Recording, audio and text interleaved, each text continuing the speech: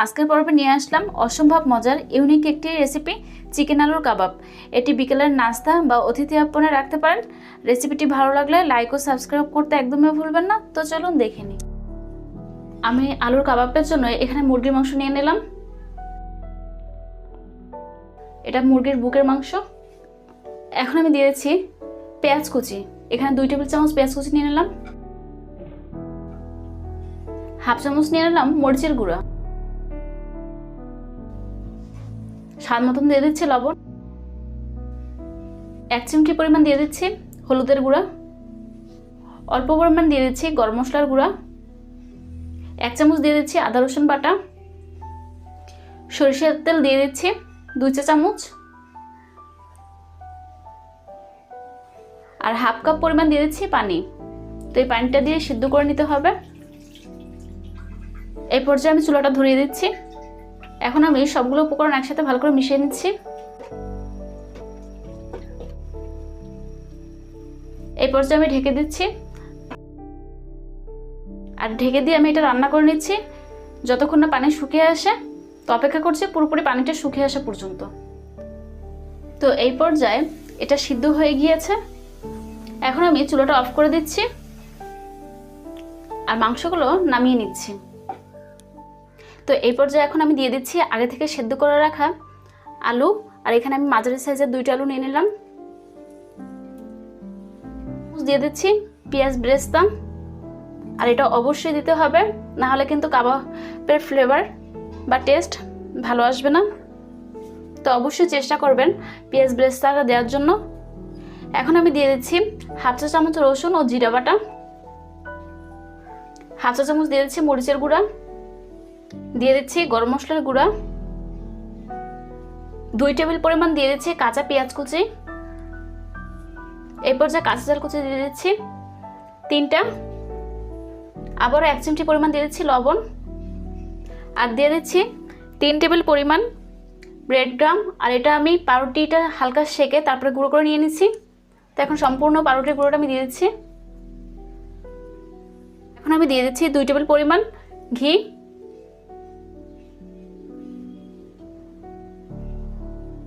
এখন সবগুলো উপকরণ একসাথে ভালো করে মাখিয়ে নিতে হবে।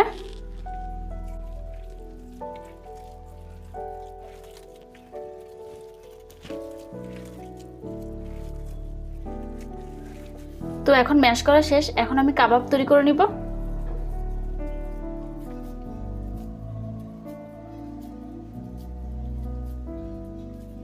এটা ছোট বড় আপনারা আপনাদের পছন্দ মতন করে নিতে পারেন।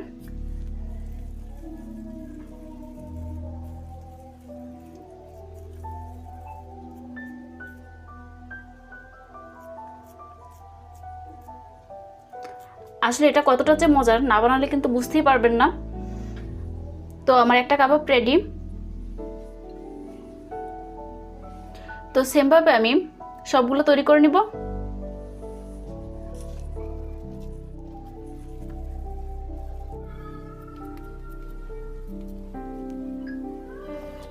তো এরই মাঝে আরও একটি হয়ে গেল।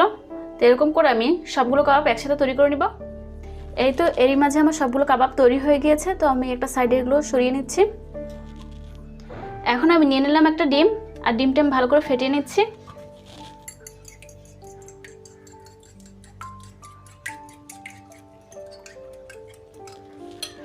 তো এরই মাঝে ডিমটাও ফেটানো শেষ।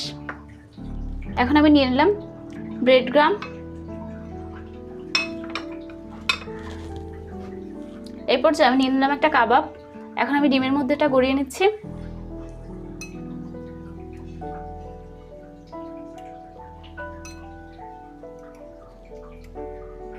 তো ডিমে মাখানো শেষ। এখন আমি ব্রেড গ্রামে মাখিয়ে নিচ্ছি।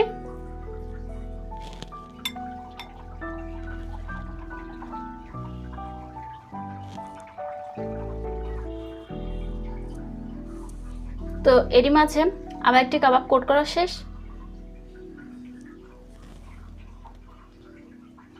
তো সেম পদ্ধতিতে আমি বাকিগুলো তৈরি করে নিব। তো এই পর্যায়ে সবগুলো কোট করা শেষ। এখন আমি চলে যাচ্ছি ভেজে নিতে। এই পর্যায়ে বসিয়ে দিলাম একটা কড়াই। আর এখন আমি দিয়ে দিচ্ছি 2 চা চামচ ঘি।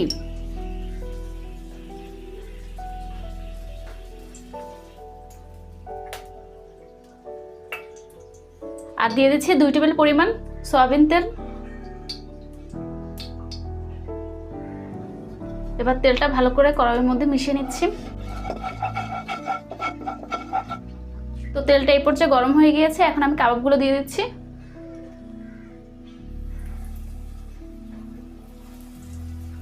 আর এ সময় কিন্তু চুলার হিট বাড়িয়ে দেওয়া যাবে না, মিডিয়াম থেকে একটু কম রাখতে হবে। তো কম রেখে এটা ভেজে নিতে হবে, না হলে কিন্তু পুড়ে যাবে, তখন কিন্তু খেতে ভালো লাগবে না।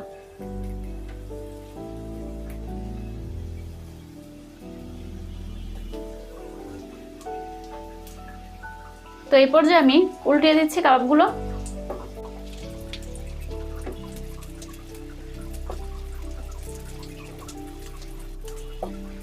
তো আমার এই রেসিপিটি যদি ভালো লাগে, যারা এখনো সাবস্ক্রাইব করেনি তারা আমার চ্যানেলটি সাবস্ক্রাইব করে দিবেন। তো এই পর্যায়ে কাবাবগুলো ভাজা শেষ, এখন আমি নামিয়ে নিচ্ছি। এই তো এরই মাঝে তৈরি হয়ে গেল চিকেন আলুর মজাদার কাবাব। তো এই কাবাব রেসিপিটি যদি ভালো লাগে অবশ্যই লাইক, কমেন্ট ও শেয়ার করবেন। আর এরকম সুন্দর সুন্দর ভিডিও পেতে আমার চ্যানেলটি সাবস্ক্রাইব করে আমার চ্যানেলের সাথেই থাকবেন। তো আজকের মতো এখানেই বিদায় নিচ্ছি। আল্লাহ হাফেজ।